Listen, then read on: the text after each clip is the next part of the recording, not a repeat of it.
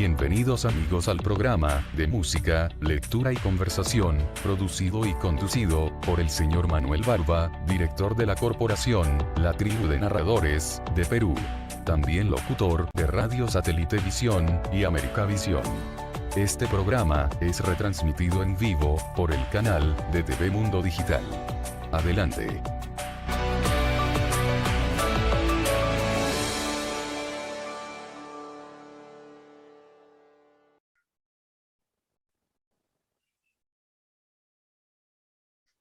Bien, bienvenidos amigos a una nueva edición de su programa favorito. Esta tarde tenemos un invitado muy especial, muy estimado por esta casa. Él es un escritor chileno, es poeta, es columnista, es conferencista internacional, pero sobre todo es un libre pensador. Lo que tenemos la suerte de contar con su amistad y con su cercanía, podemos decir que de las cosas que más sobresalen de él son su solidaridad y su amor al prójimo y la profundidad de su pensamiento. Este invitado ha estado fuera de su país, exiliado por 15 años, 3 lustros y algo más. Ha estado ligado a organizaciones de demanda social, entre las muchas, las Madres de la Plaza Mayo. Su obra ha sido o está siendo editada por Editorial El Planeta, las 3 últimas. Habitualmente es invitado a ferias y a eventos internacionales para que comparta sus opiniones y sus apreciaciones. Es además director de la Asociación Mundial de Escritores de Chile. No puedo nada más que decir su nombre. Mario Toro Vicencio, bienvenido. Muchas gracias. Pero yo empezaría por considerarme amigo de Manuelva. Así empezaría. Eso es lo primero. Eso es lo primero. Gracias, gracias. Dado que yo me considero tu amigo. Gracias. Igualmente, es recíproco. Es recíproco. Y después todo lo demás. De todo lo demás, así es. Mario, nosotros hemos estado el año pasado en un par de oportunidades conversando. Conversar contigo siempre es no solamente un placer, sino algo muy instructivo y digamos un alimento a los espíritus libres como el tuyo. Quiero preguntarte sobre tu parecer, sobre tu opinión, sobre tu apreciación. Estamos viviendo en Sudamérica momentos muy especiales. Hay una suerte de renacer de movimientos en los cuales hay en el fondo demandas sociales. Pareciera ser que esto es cíclico en nosotros, pero da el caso que nosotros somos de esas sociedades que todavía mantenemos lo fundamental de las sociedades, tradiciones, costumbres, no solamente familiares, sino sociales, ¿no? Somos sociedades a que a pesar de que estamos separados por fronteras, en realidad somos una sola. Sudamérica, Latinoamérica es una sola sociedad, creo yo. Tal vez en algunos momentos nuestros pasados se funden, estuvieron fundidos, partieron de un solo lugar, o en todo caso, en situaciones especiales también hemos sido alimentados con otras nacionalidades que vinieron en calidad de inmigrantes, ¿no? Pero aún así, en la actualidad estamos nosotros, todos los países, pasando una suerte de desasosiego social. Hay una cierta forma de convulsión, digo yo.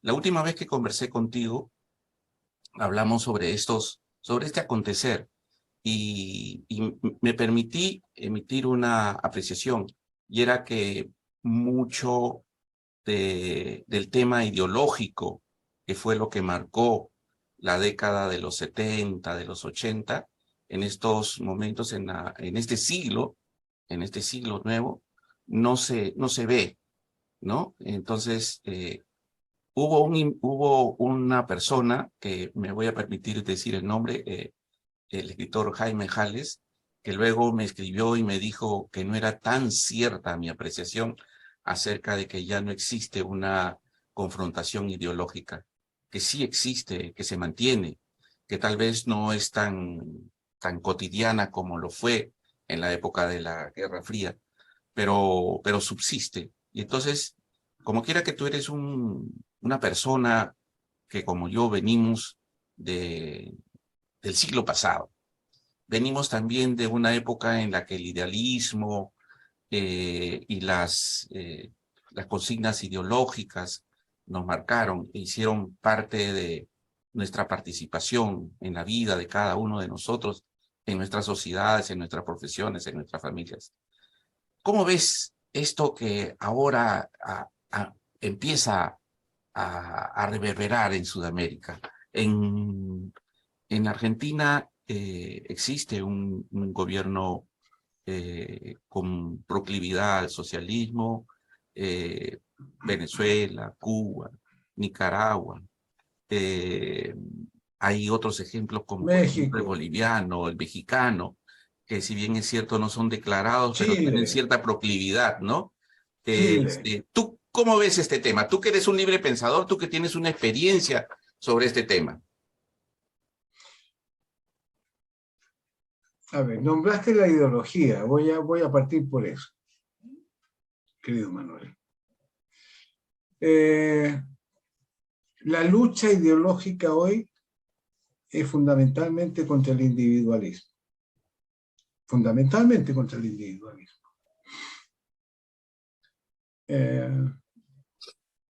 No puede ser, y esto te lo voy a poner como un caso extremo, no puede ser que para ser parte de una sociedad tú tengas que ser moroso, tengas que ser deudor. No puede ser. Pero eso es lo que consta hoy en la sociedad chilena, en la sociedad peruana, en Latinoamérica en general. Eres un caso muy extraño si tú no eres deudor. Un caso muy extraño en todos nuestros países. Y te estoy hablando tanto de Argentina, como de Perú, como de Bolivia, como de Chile, como de todos los países latinoamericanos. Eso es en primera parte lo que yo te diría. La lucha ideológica hoy es contra el individualismo. Ahora, nosotros, y tú lo has dicho muy bien, nosotros como continente realmente somos privilegiados. Y somos privilegiados porque la cantidad de recursos naturales que tenemos. Somos ricos en recursos naturales.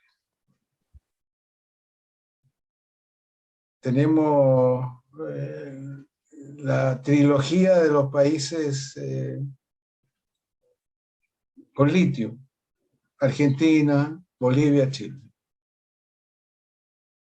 El 60% de lo que se produce en el mundo está en estos tres países. Mayormente en el de Chile, eso tú lo sabes muy bien. El crudo, Guayana, Venezuela. Cobre, Chile, Venezuela. El pulmón del mundo, La Amazonía. Brasil, el Amazonas. El 33% del agua dulce en nuestro continente. Somos privilegiados. Privilegiados.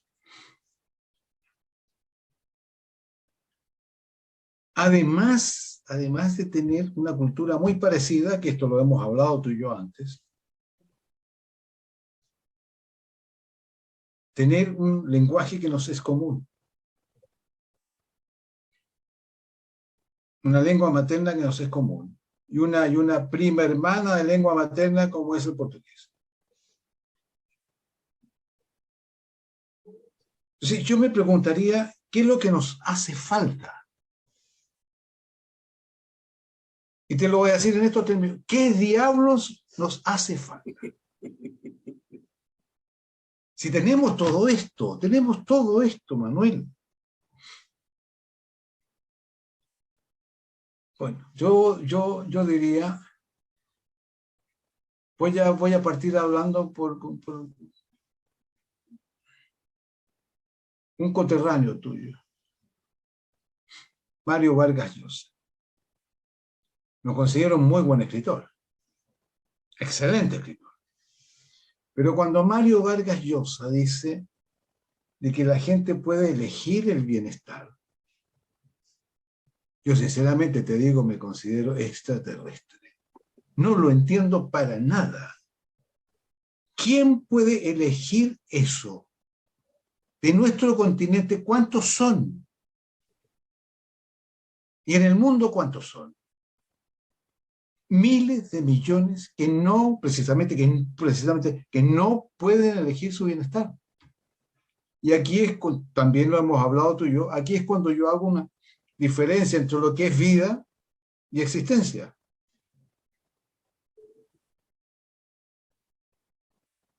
Y tu existencia depende del lugar donde tú naces. Esa es tu existencia, no es otra.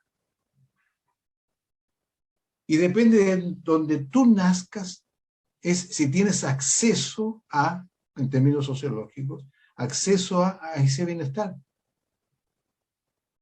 Depende.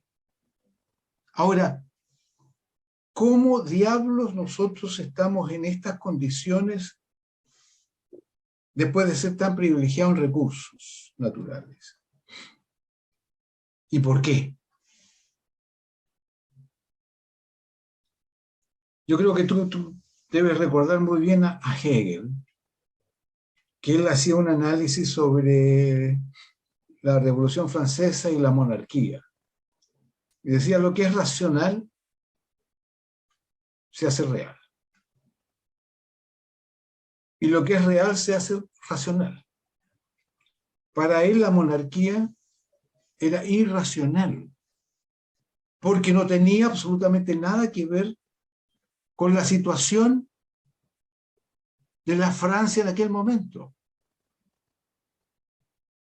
La mayoría de Francia estaba en una situación muy, muy precaria, que no tenía absolutamente nada que ver con la monarquía, como ellos vivían. Y era un pequeño grupo. ¿Qué sucede con nosotros acá en Latinoamérica? Si hacemos un análisis como el de Hegel, ¿qué es lo irracional y lo real?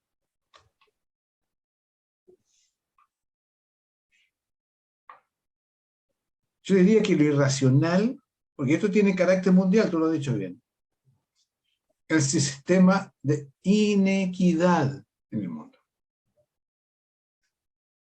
Eso es lo irracional. Y lo real son los miles de millones que el sistema excluye. Eso es lo real.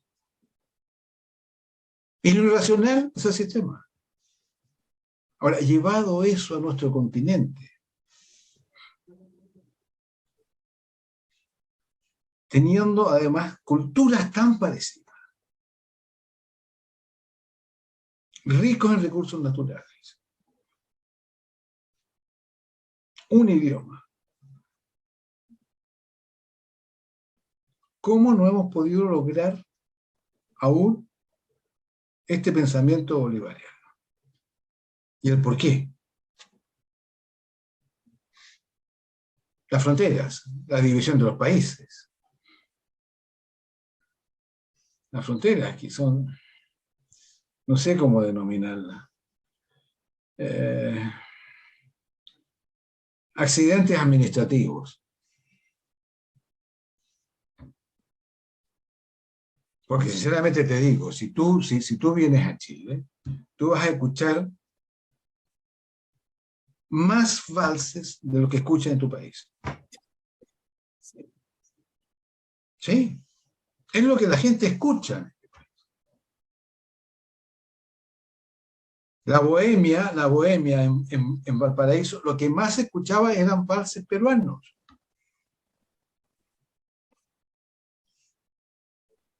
La cueca se baila en infinidad de países. Las empanadas se comen en casi todos los países. El pisco sour en 2, pero eso no lo vamos a discutir. Entonces, ¿qué es lo que hace? No sería conveniente en este momento. Exactamente. ¿Qué es lo que hace falta? ¿Y qué es lo que está sucediendo? Los países, bueno, lo estamos viendo en Perú. Chile ya lo tuvo hace un par de años atrás. Yo lamento lo que está pasando en Perú, sinceramente, lo lamento mucho, porque en democracia no debe haber ni un muerto. Ni uno. Y menos por salir a demostrar. Claro. Menos No por salir a debiera. demostrar. No debiera. En realidad, No. una demanda no tendría por qué tener como corolario No. ningún muerto, ningún contuso, tal vez alguna divergencia, alguna confrontación, pero más que eso no debiera ser, porque se supone que somos seres civilizados y estamos confrontando ideas. Así ¿no? es, así Entonces, es. Entonces ahí tú tienes lo mismo que en Chile, con la famosa que le llamaron la revuelta en este país. Tú tienes la gran consulta, qué es lo que el pueblo quiere y qué es lo que los políticos quieren. Porque yo ahí hago una diferencia. Y lo que el pueblo quiere es democracia participativa y lo que los políticos ofrecen es democracia representativa. ¿Y por qué esto? Porque ellos son el Congreso, ellos son el gobierno, ellos tienen la relación con el empresariado, ellos a través del Congreso pueden crear y difundir leyes, y a través del gobierno gobernar, por supuesto. Entonces a ellos nunca les va a comer, y esto está sucediendo también en Chile ahora, con el nuevo proceso constitucional que estamos viviendo. Aquí la ciudadanía queda fuera. Los que discuten, los que deciden, son los partidos políticos con representación, escucha, con representación en el Congreso.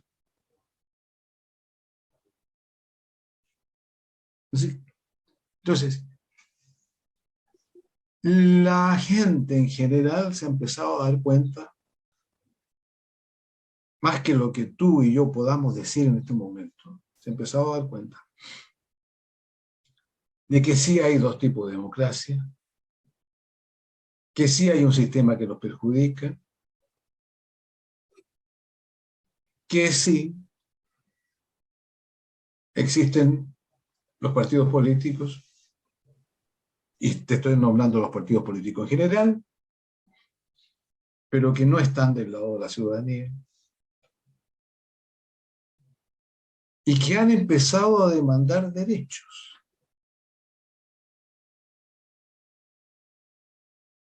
Yo no sé qué va a suceder en Chile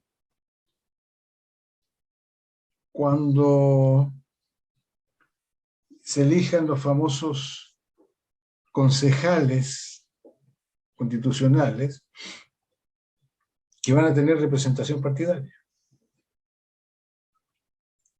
Que los independientes que quieran participar van a tener que pedir cuotas a los partidos políticos.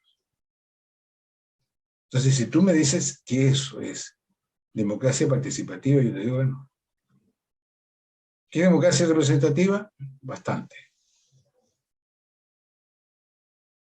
Entonces, ahora lo que dice el pueblo, porque también se le cambió nombre, acuérdate, antes para nosotros era pueblo, hoy es ciudadanía. Sí. Sí.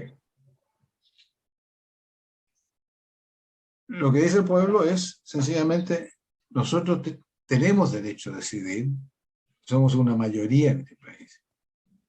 Así que, por favor, escúchenos. Están pidiendo ser escuchados. Eso es lo que están pidiendo. Un poco más de igualdad. Un poco más de igualdad. Sentirse parte de su país. Sentirse dignos. Sentirse tomados en cuenta. Eso es lo que está pidiendo la ciudadanía.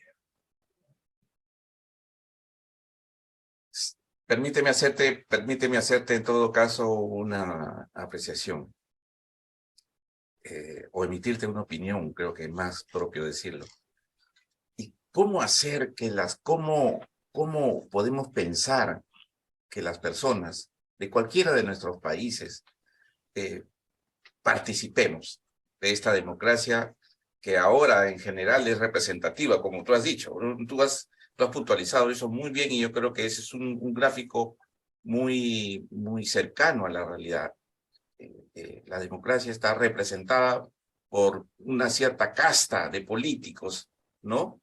Que se han quedado allí algunos, que algunos otros han transmutado entre una y otra posición, pero lo que decíamos al principio, las ideologías, en estos momentos las banderas, los estandartes ideológicos, prácticamente no se esgrimen ya.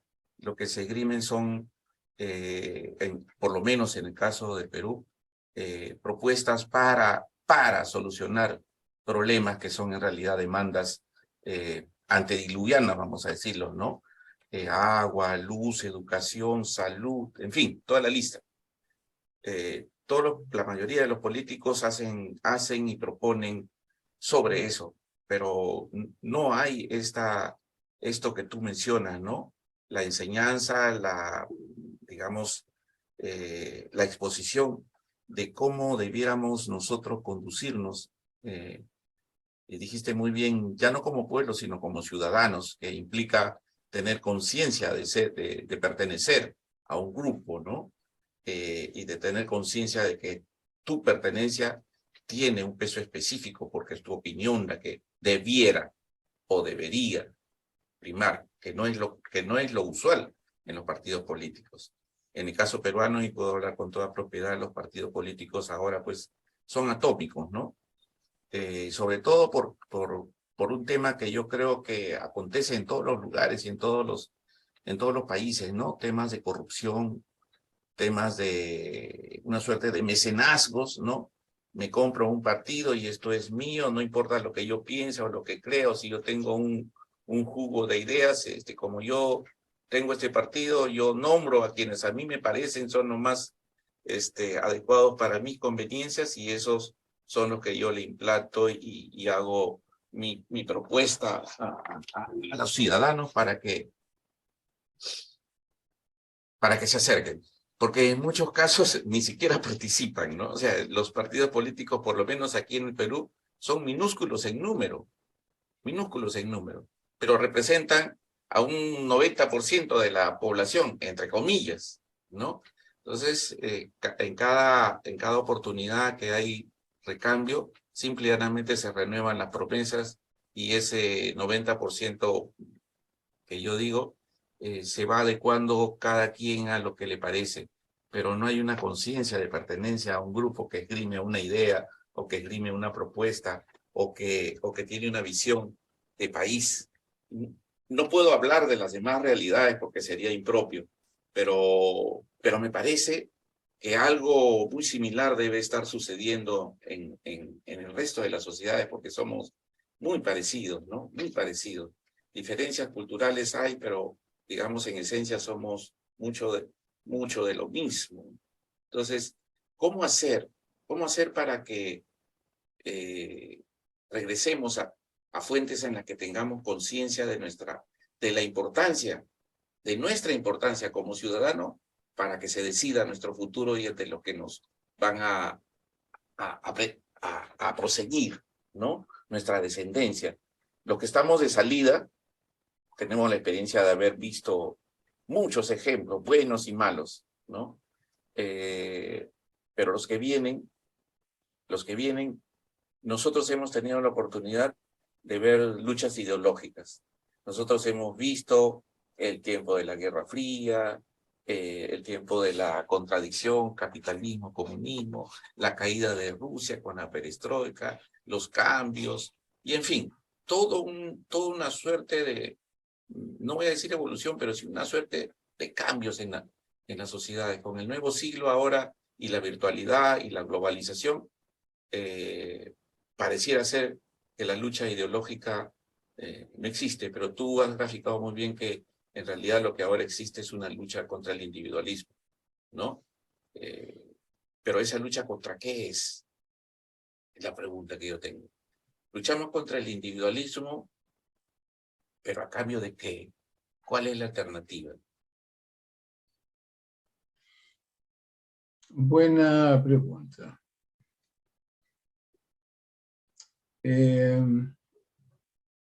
Cuando yo te mencionaba de nuestros recursos naturales, lo hacía porque sabemos que hay intereses Así es. internacionales que priman sobre la soberanía de todos nuestros pueblos, porque es así. O sea, culturalmente, además, culturalmente,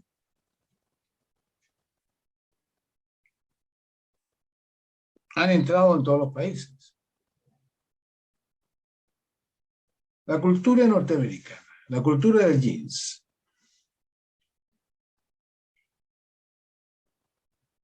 de la comida rápida, la cultura del rock and roll, y te puedo seguir mencionando ahí.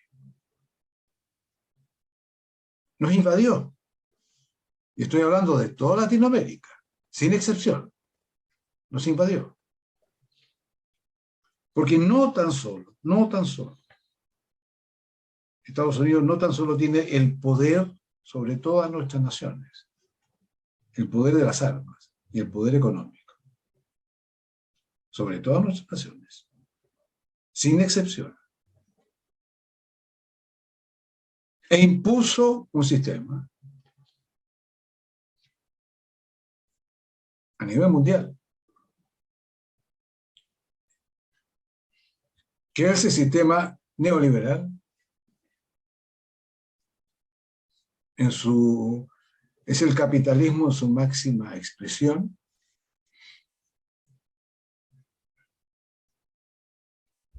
que tiene subyugado a todos, que era lo que yo decía hace poco rato, o sea, este análisis de Hegel, que lo hizo en aquellos años, hablando de monarquía, y que nosotros ahora estamos aplicando, que tú estás de acuerdo conmigo. O sea, ¿qué es lo racional y qué es lo real? Vuelvo a eso. Lo irracional es el sistema que existe a nivel mundial. Eso es lo irracional.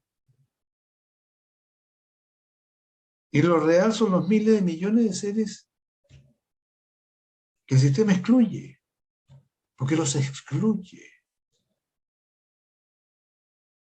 Yo te decía que separo lo que es vida de existencia, también te lo decía. Porque tu existencia no es igual que la mía, a no ser que ideológicamente hablemos de las clases, que es algo que tampoco ha terminado. Que me disculpen, porque eso es algo que les molesta mucho. Pero no existe un país, ni uno, en este mundo, donde no haya clases. Por favor. En todos los países en todos los países, inclusive en lo que era la Unión Soviética, había una clase. Hubo un gran ideólogo que yo leí mucho, teórico, que fue Trotsky, el único que salvó con vida del Comité Central y que estuvo exiliado durante muchos años, que caracterizó a la Unión Soviética, Polonia, etcétera, todos estos países como estados obreros. Todos se equivocan, todos, inclusive gente de nuestro pensar, gente de izquierda, se equivocan cuando hablan de los países del socialismo. Yo hablo de los llamados países del socialismo real. Porque mientras exista una clase, no es socialismo. Pero no me voy a entrar más en eso. No voy a entrar más en eso. Tú me llevas a hablar de todo. Yo te diría que la expresión de lo que está sucediendo en Perú, la expresión de lo que ha sucedido en Chile, que puede volver a suceder, que yo creo que va a ser, es en contra de los partidos políticos, es en contra del sistema. Y en contra del sistema a nivel continental, a nivel de continente, yo diría, a mayor acumulación de capital, acumulación de cultura. Y cuando hablo de cultura, estoy hablando de la manera de relacionarnos. Involucro dentro de esa cultura lo que la ciudadanía quiere alcanzar, que es dignidad, que es ser visualizados como ciudadanos de cada país, que es fundamentalmente sacar una parte de la gran torta que se llevan otros, de poder disponer de ella, algo que no se ha hecho, algo que no se ha podido conseguir. Y eso, de la única manera que se puede hacer es tratando de cambiar el sistema. Pero si se trata de cambiar el sistema, le tienes que decir a los partidos políticos, señores, o nos acompañan en esto o quedan fuera. Que es un poco lo que está pasando en Perú. Se lo están diciendo los partidos políticos. El Congreso ha tenido que reconsiderar la fecha de elecciones en Perú. Creo que están en eso hoy día. Sí. Sí.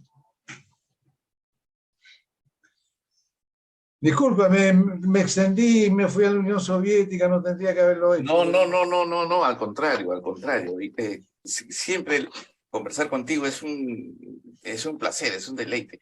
Pero yo me gustaría, en beneficio de los que nos están escuchando, nos están siguiendo, preguntarle a Mario Toro, el escritor, que los escritores tienen la facultad de crear mundos, en muchos casos ficticios, pero basados casi siempre en una idea, en un concepto.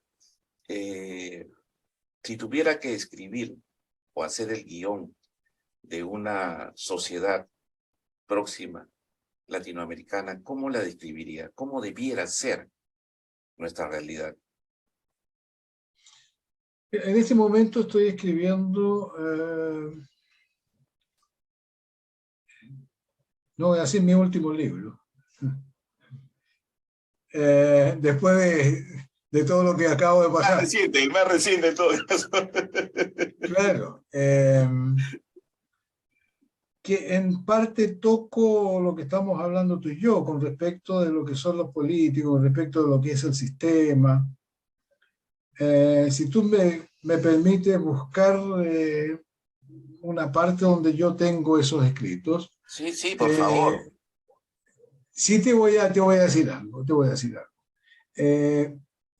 Esta nueva novela en el que el personaje principal, que soy yo lo escribo en tercera persona. Y tú sabes que los formatos de novelas míos generalmente empiezan con un poema, un capítulo, un poema, un capítulo, que no es un formato de novela realmente, pero yo le doy esa estructura. Y te voy a comentar, yo te hice un pequeño poema en ese momento tan duro de tu vida, que te lo envié por Messenger. Sí, sí, sí, sí, lo guardo. Y, sí, y ese poema, al partir esta novela tiene el principio del poema que yo te envié. Y dice así, dice, no hay tiempo más, no hay tiempo menos, no hay tiempo justo, tampoco transición del pertinaz dolor a la total ataraxia con pliegue de aponía, solo fuga, que acoge tu abandono sin remanso ni desembarco. Si respiras tiempo, la mordaza genética no será tu destino. Con ese propósito en la razón de tu mente eludirás rumbo trazado, cargado de agonía, y tu rebeldía con tu más te hará recuperar el privilegio que una vez tuviste, volver a nacer.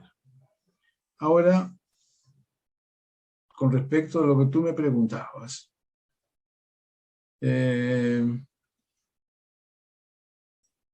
hablo un poco de lo que es nuestro sistema de salud acá en nuestros países, con el sistema de salud que yo viví en Suecia, por ejemplo. Pero me refiero un poco al sistema político que impera en nuestro país o en nuestros países. Y te voy a leer parte de lo que escribí sobre eso.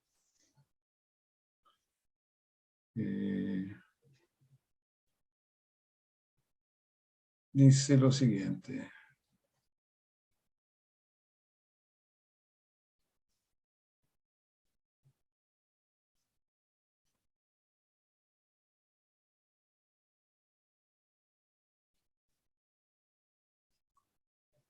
Dice, después que me operaron del corazón, hablo sobre la confianza que debe haber entre el profesional y el paciente. Y pongo todo indicaba que él, por el médico, en su condición humana, ignoraba que la causa subyacente del descontento es una brecha cultural creciente que se manifiesta en desconfianza y un escrutinio cada vez más estrecho del ciudadano paciente, además del nulo ejercicio en muchos casos de la crítica en el ámbito personal y societario y una incapacidad de los profesionales de trabajar junto a la sociedad civil en pro de un objetivo común.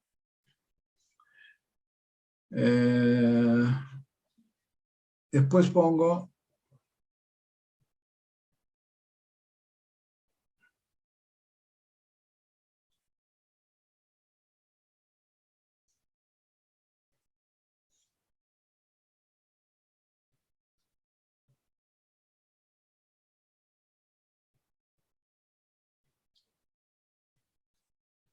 cuando llegó a urgencias, hablo de la condición de los familiares que acompañan a los enfermos, a los pacientes. Y cuando yo entré, vi que algunos estaban cabeza abajo, seguramente rezando, otros lucían tan demacrados como sus parientes enfermos, etcétera, etcétera. Y me enteré que a veces habían conatos de pelea entre ellos y con los guardias, discusiones con el personal de servicio. Pero la mayoría, por no decir todos ellos, aunque ansiosos por la situación de sus parientes, demostraban respeto y se mostraban agradecidos porque los estuviesen tratando.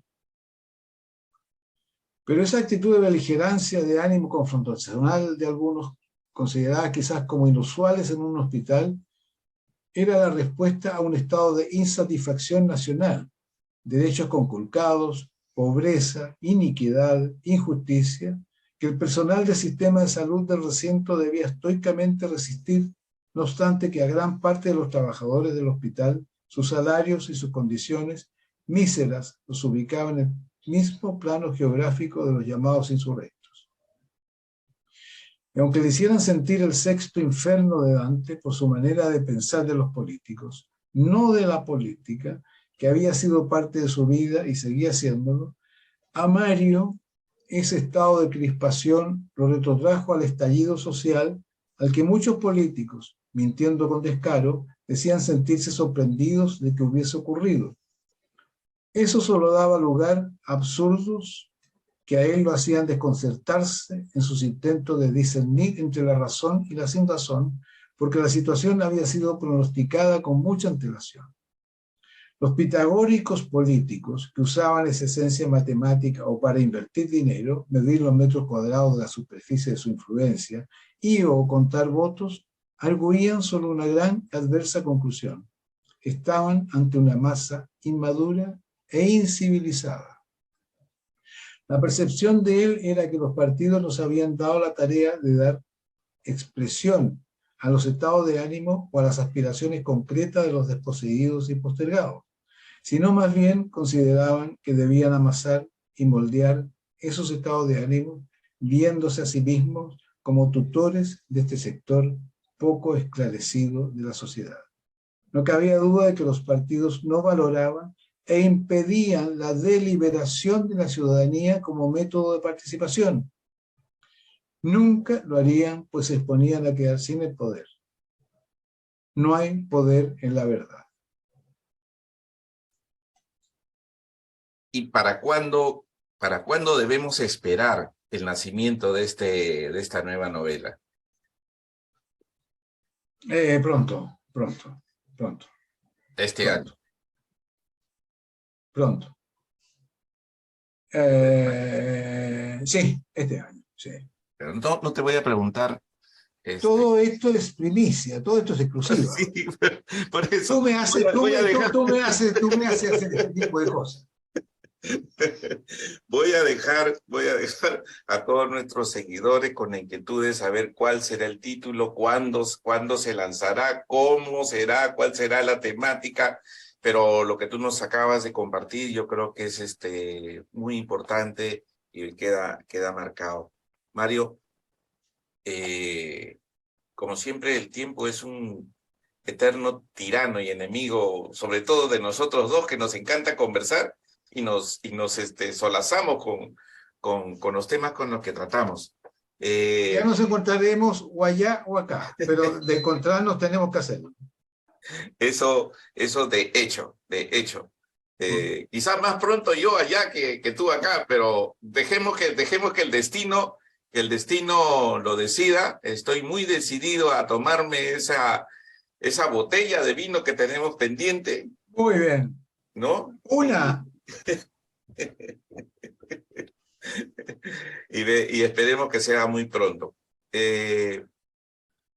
Tus libros siguen estando en las bibliotecas y estando en Amazon. Sí. ¿No?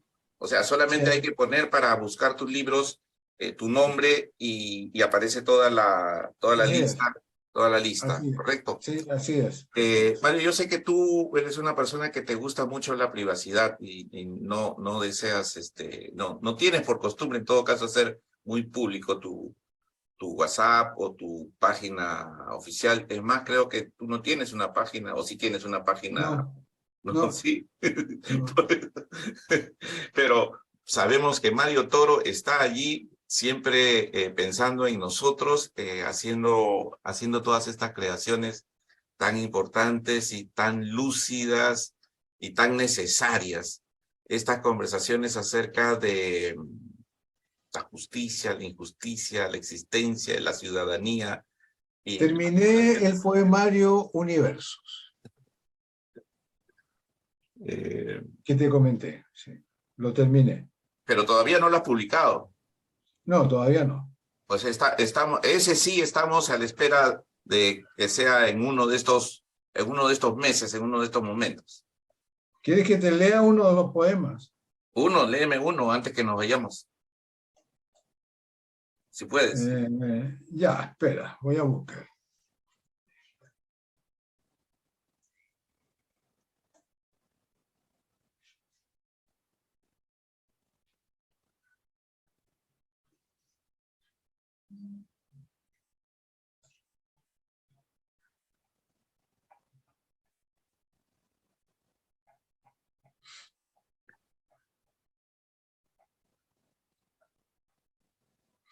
Ahora va. Se llama, este es el quinto universo, se llama Demanda. Dice, restringen la existencia al ser de todos los pueblos. Le miden la adaptación con demandas superiores, rémoras del sistema, rebeldes sin sentido son, para la abultada billetera de los que fuerzan la razón. La corpulenta potestad quiso mirarse al espejo, pero la envergadura de su avaricia, la usura y la codicia eran tan voluminosas que sobrepasó dimensiones de todo el brillante espacio y no hubo reflejo humano. Del otro lado del puente la crueldad de la vida con prisa le desmembró. De ahí asoma y se muestra el de la vida ilusoria, de pellejos colgantes, de la cara curtida, del enjuto y estriado cuerpo arrastrando su pesar que grita por mejor existir.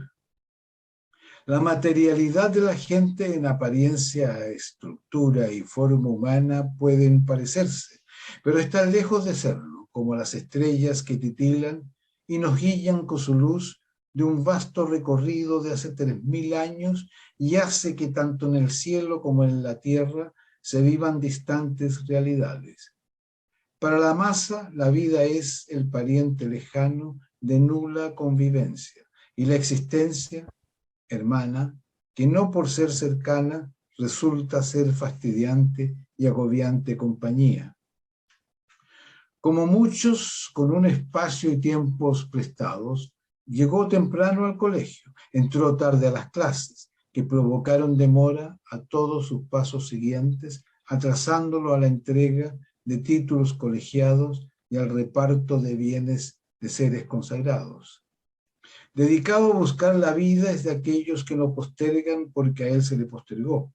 El cielo lo abandonó, le dispensó amargura por todo su desajuste y lo ubicó en un sitio eriazo y sin plantación.